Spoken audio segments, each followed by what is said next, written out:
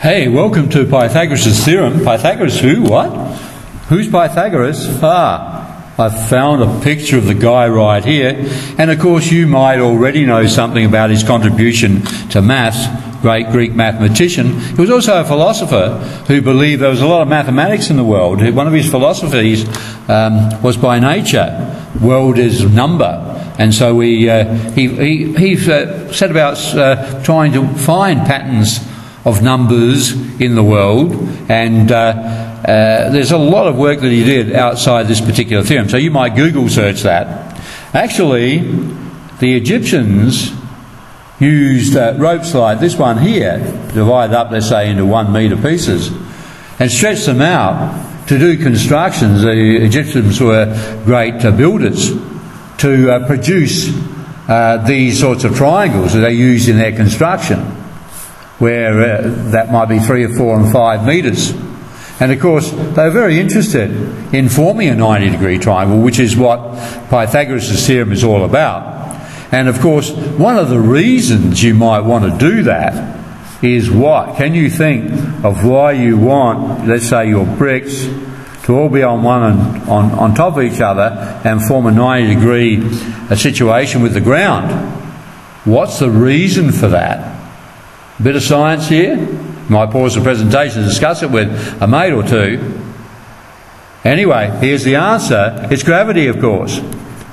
On this earth there's a force attracting everybody towards the centre of the earth. So here, if you have forces going down here, the most stable way of building that wall is if all the bricks are on top of each other, so that the forces continue through that brick right to the ground. Makes it difficult if you're starting to get weight off at an angle. Makes construction a much more difficult proposition. So there are a lot of right angles in our world. And of course Pythagoras worked on that. We'll come to his theorem in a minute. Here's some right angles in a problem that you might like to have a look at and come back and do later. This is just a tantalising problem for you to see that, hey, I'd like to be able to work that out. When we finish this little unit, you will be able to. So here's the problem. Carrie is playing golf in the US Open and hits a wayward tee shot. She's supposed to be heading off to the hole. Tee is where the start of golf is if you don't play golf, hitting the ball, and she's hit it offline here and gone 250 metres. What's that in golf? Is that a hook or a slice? I think it's a slice. Anyway, she's over here, and the caddy, the guy who holds the golf bag with the sticks in it, says you're 70 metres offline. Okay, how far up the course is he? Well, that's a 90 degrees. And then can you work out here how far away from the hole she is now that she's gone offline? So they're the questions. We sort of want to know where she is. And what we're going to do is to, you might try this problem now if you think you're good enough, but what we're going to do is get some skills and then come back and do the problem at the end. Or I'm going to leave you to come back by yourself. Let's have a look at Pythagoras' theorem. And Pythagoras' theorem is about this thing here. In a right angle triangle with hypotenuse C, remember the hypotenuse is opposite the right angle, the side opposite the right angle, or the longest side, because it's opposite the biggest angle, the longest side. So in a right angle triangle with hypotenuse C, when you square it, and legs A and B, I don't like the word legs. Legs are okay, chicken legs, they're tasty. But just here, C squared equals A squared plus B squared. You might have seen that before. Actually, Pythagoras' statement was, in any right angle triangle, the area of the square on the hypotenuse is equal to the sum of the areas of the squares on the other two sides. He was really looking at this geometry. Let's see if I can draw it roughly over here. A square drawn there. So that'd be A by A, a square down here, so that's B, be B by B, and a square drawn out here, and it doesn't look much like a square, C by C. The area of that one was equal to the area of this one plus this one. That's what he said, dealing with areas. The upshot of that is the theorem that we mainly use. The area of A is a square, so it's c by c, or c squared. The area of A1 is a by a, is another square, a squared. The area of A2 is b by b, or b squared. So that's where that comes from. I'd encourage you always to write it down in that way. In other words, always start in any problem, square on the hypotenuse equals square on one side plus square on the other. Okay, now there's a good video demonstration of this on my little wiki there, and you might go and look at that and see if there's something that should be said in addition to the display there about how that all works. All right, so I'll leave you to play with that. Let's come down and perhaps look at some problems that we can do. First one is the usual one. If we're trying to find the hypotenuse over here, example 1, in a right angled triangle, what will we say? Square on the hypotenuse equals the sum of the squares on the other two sides. And then put the numbers in, 13, just keeping in mind what Hayes and Harris are saying here. And this is where I'm taking some screen clippings from, so I encourage you to look at the book there. So if x squared equals k, there's actually two solutions. So you just take an example. If x squared equals 4, take the square root of both sides, you could have plus or minus 2, because neg 2 by neg 2 is 4. So we're only going to have one answer over here. What's the square root of 13? We'll just leave it in that symbol form. We won't put plus or minus because we're talking about a length. X is a length here, so in that context it can only be positive. So that's nice there. There's only one thing I'd add to this solution. It's really important in mathematics when you're using a theorem to quote that in brackets. So put Pythag when you're using it. And they do it over here. It's just got it left out in that one there. So I'd like you to go and try these problems in a minute, and I'll show you the solutions down the bottom, or the answers down the bottom. What if coming to example 2, what if the side is not the hypotenuse that's missing there? Let's write it again. I would prefer you wrote it out as 6 squared, the square on the hypotenuse is the sum of the squares on the other two sides by Pythagoras. Okay, now the book's written it the other way. It's the same thing, but it's the sum of the two sides squared equals that square. So that's okay too. So if you put in the numbers then, you've got x squared and you need to take 25 from both sides to get 11, and then it's the root of 11 because x is greater than 0. So slightly different there for this set, because the unknown is on a side with a number. It's not, see this? It's not the subject of the formula. So don't always start off with x squared equals. The rule is the square on the hypotenuse. If that's not x, there might be 6, so you've got to start with that. Square on the hypotenuse is the sum of the squares on the other two sides. Don't always put x squared equals. It's only true if x is the hypotenuse. Okay, can you try those problems? You might like to pause the presentation now and have a go, and I'll just put the answers down here. So when you've done them, you can forward the presentation and away you go. Probably it's better not to see them for a start and just to have a go. Alright, so have a go at those. Let's move on and see some variations here. And what are these? Why are they different? Okay. So here we're working with surds, or square root expressions. Square root of 2. It's an irrational number. If you looked up on the calculator, then it's 1.414 and it keeps going. That's not accurate. There's only one accurate way of representing root 2, and that's that way. So can you square that? Root 2 squared is just 2. Okay, root 2 squared. Root 2 times root 2 would be root 4, if you like, which would be 2. Or if you multiply root 2 by itself, by definition you'll get 2 back again. So in that problem they're asking you to work with surd expressions and be able to square them. What's the difference in this problem down here? Well, you're being asked to work with fractions. Can you square fractions? There's a half here, 3 over 2. So remember, if you're squaring a fraction, 4/5 squared, square the top line and the bottom line. So your work with fractions is going to be tested there. What's happening in question 5? Well, can you see it?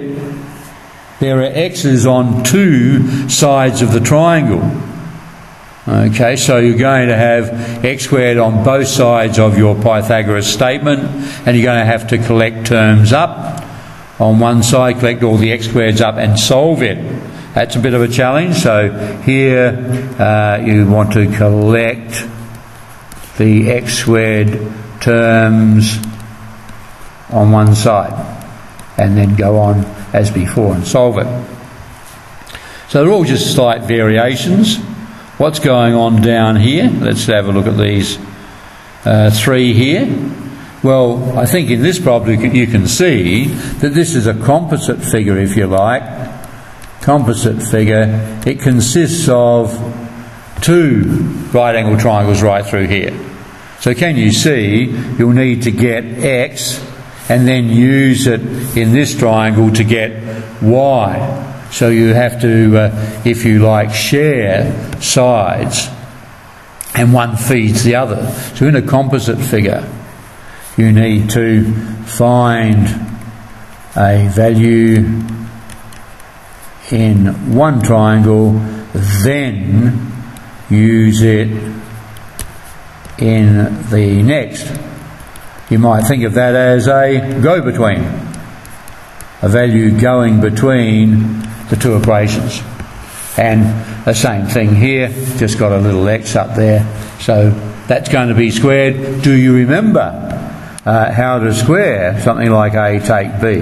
Because you're going to need to do lots of squares with Pythagoras. So it's the first one squared plus twice the product plus the second one squared. So some of your math from before basic algebra is going to come into play here. So maths is like that. It builds up a series of concepts and skills. This one here, the same sort of idea, I guess, but we've got these 2 equal sides, so you might call one of them x. How long would be db then? It might be something like 2x. I'll leave you to play with that one. Okay, in question 9, you have to actually draw an additional line or 2 to make use of these figures, find the distance of AB. So what you're looking for, of course, are lines to make a right-angled triangle. So include lines that will make a right-angled triangle, because that's going to be useful to use Pythagoras in. So, you know, here's your right angle, so if we close that off, that might be useful. Something like that. Get the idea. So play around with that. All right, let's look at the solutions of those. There they are. Well, not the solutions, sorry, just the answers. So you might have to ask your teacher to go through some of these. Because the fully worked solutions are not here. So there are the answers. So let's go back up here now and start you off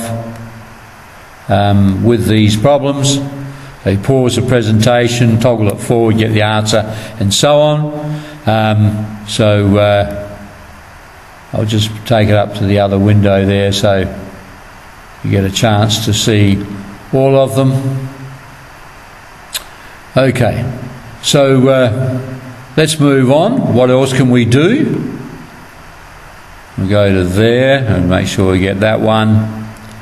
Okay, what else can we do? Well, what about the opposite of Pythagoras' theorem? The converse means the opposite, going the opposite way. It says, well, if we know 2 sides, when they are squared and added, we get the other one, it means it'll be a right-angled triangle. Okay, so we're going backwards. So they gave you some triangle that sort of looks right-angle, but we don't know, then we could play with these sides and say, well, if that's 3, 4 and 5, I think you already know that one works, but let's check it out. 4 squared plus 3 squared, is 25. And all 5 squared is 25. So we have what's called a Pythagorean triple. It works, Pythagoras' rule works with it. And so what can we say? Yes, that would be behaving like the hypotenuse in Pythagoras' rule, because the square on 5 equals the sum of the squares on the other two sides. So here we are. Here's 6, 8, 5, a right-angled triangle. Let's take the two shorter sides. 5 squared plus 6 squared is 61. But the longest side squared, remember, the hypotenuse is opposite the 90, and the 90 is the biggest angle, so the hypotenuse is going to be the biggest side. 8 squared is 64, so it doesn't quite make it. Here, doesn't quite make being a right-angled triangle. Okay, so let's do the test like that. You can set them out like that. Here they are. The following figures are not drawn accurately. Which of the triangles are right angle? So remember the method here. Two smaller sides. What you're going to do, square them, square and add them. Check to see if they equal the longer side squared. Okay, so let's look at this one right here because it's handy by. You go 8 squared plus 5 squared and see if it equaled 9 squared. Okay. In question 2, in the following triangles, not drawn accurately as right, if they are, find the right angle. Okay, so this involves testing it, test as above, what we just did, and then pick the longest one. The longest one is the hypotenuse, which is opposite the 90. So you'll be able to find the 90. If it obeys the test, that is, the sum of the squares of the two smaller sides equal the big side squared, then it's a right angle, and the right angle will lie opposite the biggest side, the hypotenuse. Okay, so you might like to pause the presentation, have a go at that. I'll just show you the results down here. Here they are. All right, so pause the presentation and have a go at those. And now we're going to move on. Now, this is the important thing. As a young mathematician, you want to say, well, I've come to year 10 level and I want to know, is there any use for the stuff I've been doing? And that's a good question. And so here from Hayes and Harris, they have actually summarised some very important tools from geometry and mathematics to help us apply Pythagoras's theorem. Can you see that there's lots of 90s in the geometry we've done so far? A rectangle has 90s in the corner, as does a square. So that's this one and this one. So they are made for the possibility of Pythagoras, because there's 90 there. Also a square and a rhombus have diagonals meeting at 90 degrees.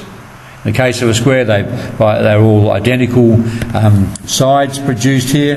In the case of a rhombus, they're both bisected, but they're different lengths on the other two. But there's 90s in the middle there where the diagonals cut. So lots of potential in there for a Pythagoras situation, because lots of right angles. And then where else have we seen it? Isosceles triangle, the line drawn from the vertex to the midpoint of the base is at 90. Okay, remember that theorem? And so it is too with an equilateral triangle.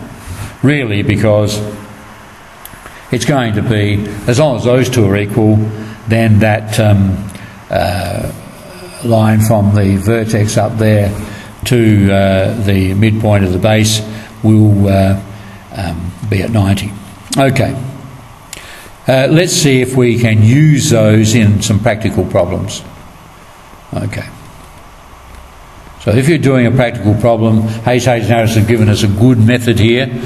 If they don't give you a diagram, and later on in senior maths we usually do give diagrams, but just for this stage you might have to draw your own careful diagram, making sure you put in all the given information.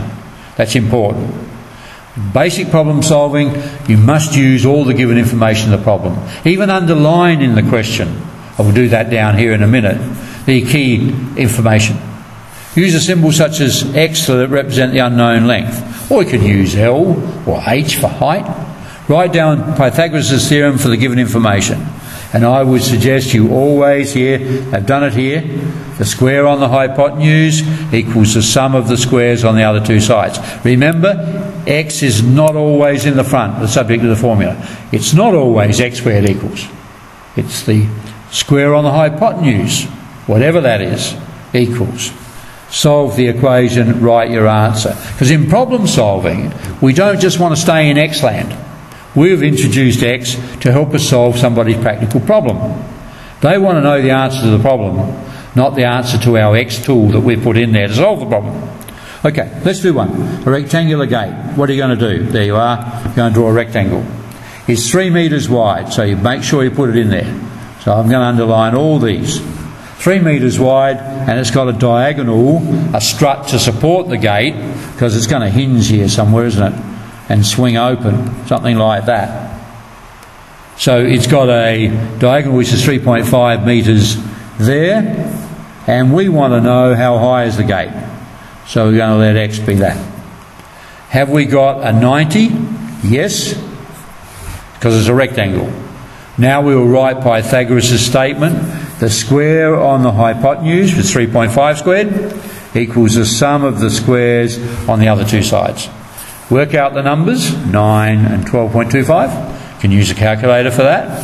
Subtract 9 from both sides to isolate the x squared, so we're solving the equation. Then finding the square root of 3.25, it's that. And we should always put the fact that because it's a distance or a height, it must be positive. So there's our X answer. But in problem solving, in practical problems, we always make a statement as our solution. We introduced X to help us solve the problem. The question was, how high is the gate? So the answer is, the gate is approximately 1.8 metres high. That's very, very important in problem solving. All right, let's come down and you can have a go. Got some here for you. Now I think there are 10, there's more than that. So we just flash the first few, up to 8 there. Now, you need to look back over the presentation because we're talking about a rhombus. Do you know what that is? A square pushed out of shape or whatever. So here, all the sides here, not very well drawn, are all equal, but the angles in the corner are not 90. That's a rhombus. Okay, so you need to carefully draw diagrams for these and then put all the given information carefully on there. So you can pause the presentation in a minute and have a look at those. I'll just show you, I think we've got down to number 13. Yep, so might go there. You can make sure everyone is covered then. And then coming down to there. All right. Okay, so some interesting problems there. All right, well, what I'll do now, you can pause the presentation, but probably not yet. I'll just bring in the answers. There are the answers. So as you, we'll go back in a minute, as you pause the presentation, then you can toggle it forward, fast forward it, and get the solutions from there. So there's our first sort of set there, and you can have a go. And when you've done one, go forward, go back then now, wouldn't it be, and have a look at the solution. Okay, so that should excite you quite a bit, the fact that we're actually doing some useful, practical problem solving, but this is the best part of use of Pythagoras, three-dimensional problems. Do you live in a flat world? No, you don't. There are 3 dimensions. So the idea here is, how do you apply Pythagoras when you've got a 3D situation, 3 dimensions, like a cylinder, and you've got a 50-metre rope is attached inside an empty cylinder, wheat silo, across there. So there's a rope, and it's 12 metres in diameter. How high is the wheat silo? So what are we going to do? You must draw a good diagram like that, and then you pluck out of the diagram the triangle that you need. Right, so we're plucking out this triangle that's in the middle here, and we've got 12 metres, 50 metres, and because that's the vertical height, it's 90 degrees, so we can say by Pythagoras, the square on the hypotenuse equals the sum of the squares on the other two sides. Put in the numbers, subtract 144 from the left-hand side there to get 8 squared by itself.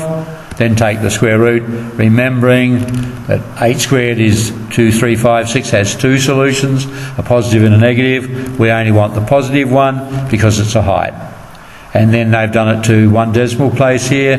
Usually we use 3 significant figures. In this case it would mean the same thing because that is 3 significant figures. Make a statement at the end about what we've found. Okay. I want you to try some. There are 3 there. You have to draw your own diagrams. I've put the answers right there for you. So carefully draw your diagram, go through the problem solving steps, put all the given information on the diagram, make up an equation, solve the equation for x, make a statement as to the solution of the problem. The cone is, or the cylinder is, so high. Okay. Let's have a look at another example. Here's another 3D, like a room. It's 3 dimensions. It's got a length and a breadth on the base if you're going to carpet it. But if you're going to paint it, you have to know how high the walls are as well. So here again, what is the secret? You pluck out the triangle you wish to use. So a room is 6 metres by 4 metres. So that's on the base. And then it's up 3 metres. Okay, so how far is it across the room from the top point to there? So we join it up and then look at that green triangle. That is the triangle we want to work with. So the square on the... Now, in this one, we can't go there. It's a go-between problem, isn't it? We've first got to work in that bottom triangle, because we don't know y there and we don't know x down here. So it's a go-between problem. The square on the hypotenuse down in this bottom blue triangle is equal to the sum of the squares on the other two sides.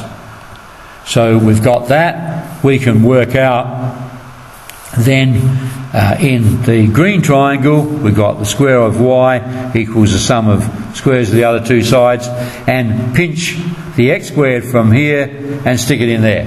So this is a go-between problem, going between 2 different right-angled triangles. So similar to the flat problems we did before back in the earlier exercises. So have a go at that. Looking at that, I want you to have a go at these problems. There's a similar one with a diagonal. Make sure you use all the given info and mark it on the diagram. Mark it on the diagram. Important problem solving skill. Mark on the diagram. Okay, see how you go. The answers are down here. Pause the presentation and have a go. Alright, well, that's all we've got actually there at the moment. Haven't got any more for you, I don't think. Let's just check down here. Oh, yes, we have. I have got another one for you. And this is a pyramid. So that's quite a complicated shape. Here's a pyramid over here. It's got a square base with edges 50. So that's 50 by 50. Determine the length of the slant edges. The slant edges are the edges going outside there in that purple triangle. So it's another go-between one, isn't it? Because can you see we can't use the purple triangle yet where the slant edge is because we don't know one of its base edges there.